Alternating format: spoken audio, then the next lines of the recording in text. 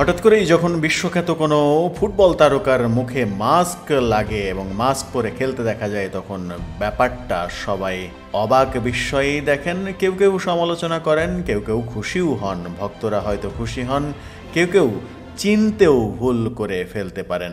অস্ট্রিয়ার বিপক্ষে গ্রুপ পর্বে নিজেদের প্রথম ম্যাচে নাকে চোট পেয়েছিলেন বিশ্বখ্যাত ফুটবলার কিলিয়ান এমবাপে।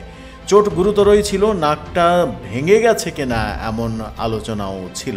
সেই ভাঙা নাক নিয়ে গ্রুপ পর্বে ফ্রান্সের হয়ে দ্বিতীয় ম্যাচে নেদারল্যান্ডসের বিপক্ষে খেলতেই পারেননি তিনি। তবে তৃতীয় ম্যাচে যখন ফিরেছেন তখন মাস্ক পরে ফিরেছেন। মাস্কটা হয়তো নাককে সেভ করার জন্যই ব্যবহার করেছেন। পোল্যান্ডের সঙ্গে 1-1 গোলে ড্র করে মাস্ক পরে খেলা এমবাপে আলোচনায় এসেছেন। গ্রুপ পর্বে ফ্রান্স যে 2 গোল পেয়েছে তার একটি আত্মঘাতী। তাই আজ বেলজিয়ামের বিপক্ষে শেষ 16 ম্যাচেও গোলের জন্য এমবাপের দিকেই তাকিয়ে ফ্রান্সের কোচ দিদিয়ার দেশাম। এমবাপে যে মাস্ক পরে খেলা নিয়ে খুব ঝামেলার মধ্যে আছেন সেটাও বোঝা যাচ্ছে তার নানা কর্মকাণ্ডে।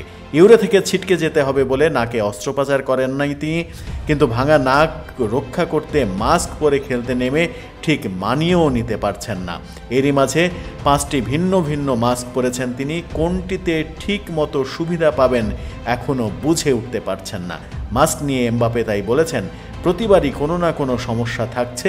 এটা সত্যিই খুব কঠিন, কারণ এটা আপনার দৃষ্টি সীমাবদ্ধ করে দেয় এবং ঘাম জমে থাকে। সীমাবদ্ধ দৃষ্টি এবং জমে থাকা ঘাম নিয়ে এমবাপে কতটা লড়াই করতে পারবেন, নাকে অস্ত্রোপচার না করে কতটা মাস্ক নির্ভর হয়ে থাকতে পারবেন, সেটাই এখন দেখার বিষয়।